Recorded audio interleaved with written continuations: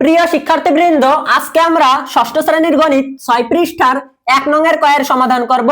তোমাদের বইয়ের 1 নং এ লেখা আছে নিচের সংখ্যাগুলো অঙ্কে লেখো, মানে এখানে যে সংখ্যাগুলো লেখা আছে এইগুলোকে আমাকে অঙ্কে লিখতে হবে।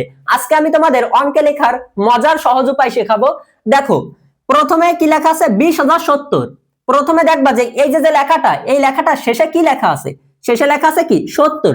এই 70টাকে তুমি প্রথমে লিখবা, লিখলাম 70।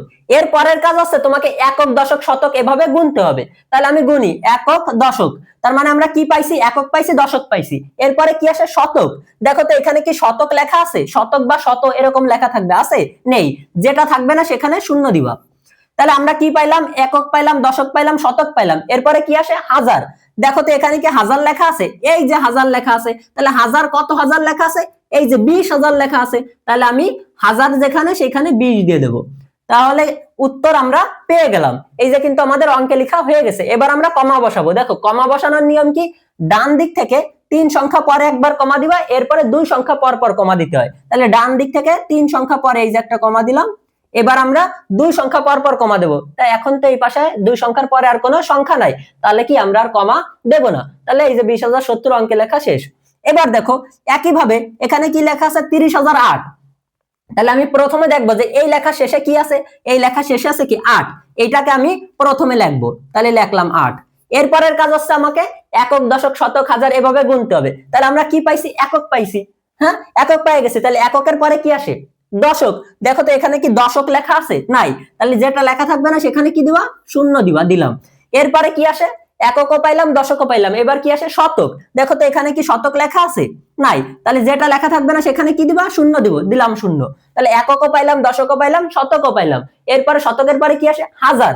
দেখো তো এখানে কি হাজার লেখা আছে, এই যে হাজার লেখা আছে। তাহলে হাজার কত হাজার লেখা আছে, 30,000। তাহলে আমি এখানে হাজারের জায়গায় 30 দিয়ে দেবো। তাহলে আমি কিন্তু এই যে উত্তর পেয়ে গেলাম। এবার আমার কমা বসানোর কাজ। কমা বসানোর নিয়ম কি, ডান দিক থেকে 3 সংখ্যা পরে কমা দিতে হয়। তাহলে 1 2 3, এই যে 3 সংখ্যা পরে কমা দিলাম, 30,008। এবার আমরা এটা সমাধান করব। এখানে লেখা আছে 55,400। তাহলে এই লেখাটার শেষে কি আছে লেখা, দেখো তো এই যে সংখ্যাটা লেখা, এর শেষে কি লেখা, 400 লেখা। তাহলে আমি প্রথমে কি লিখবো, এই 400টাকে লিখে দেব, 400 লিখলাম। এরপরের আমার কাজ কি, এরপরের কাজ হচ্ছে আমার একক দশক শতক এভাবে গুনতে হবে। তাহলে একক পাইছি, দশক পাইছি, শতক পাইছি। এরপরে কি আসে, হাজার আসে। দেখো তো এখানে কি হাজার লেখা আছে, এই যে হাজার লেখা। তাহলে কত হাজার লেখা আছে, 55,000। তাহলে আমি হাজারের জায়গায় 55 বসাবো। এই দেখো উত্তর কিন্তু আমি পেয়ে গেলাম 55,400। এবার আমি কমা বসানোর কাজ। কমা বসাতে হয় কিভাবে, ডান দিক থেকে 3 সংখ্যা পরে কমা দিতে হয়, 1 2 3। তাহলে 3 সংখ্যা পরে একটা কমা দিলাম। এরপর আছে 2 সংখ্যা পর পর কমা দিতে হয়। এখন আমি যদি এখানে কমা দিই, এবার 2 সংখ্যা পরে যদি আমি এখানে কমা দিই, তাই এখানে তো আর কোনো সংখ্যা নাই। তাহলে 2 সংখ্যা পরে আর কমা হবে না, শুধু 3 সংখ্যা পরে কমা হবে। তাহলে এই যে কিন্তু আমাদের ক দাগের সমাধান শেষ। আচ্ছা, তোমাদের একটা বিষয় বলি, তোমরা যারা পঞ্চম শ্রেণী থেকে দশম শ্রেণী পর্যন্ত আমার কাছে অনলাইনে গণিত ক্লাস করতে চাও, তারা এই নাম্বারে কল করবা 0172713214। প্রতি ক্লাসে 10 জন করে স্টুডেন্ট নিব, খুবই কম সংখ্যক স্টুডেন্ট নিব। তাই তোমরা যারা ভর্তি হতে চাও দ্রুত এই নাম্বারে কল করে ভর্তির বিষয়ে বিস্তারিত জেনে ভর্তি হয়ে নাও। আজকের ক্লাসটা এই পর্যন্ত, দেখা হচ্ছে পরবর্তী ক্লাসে। সেই পর্যন্ত সবাই ভালো থাকো, সুস্থ থাকো, আল্লাহ হাফেজ।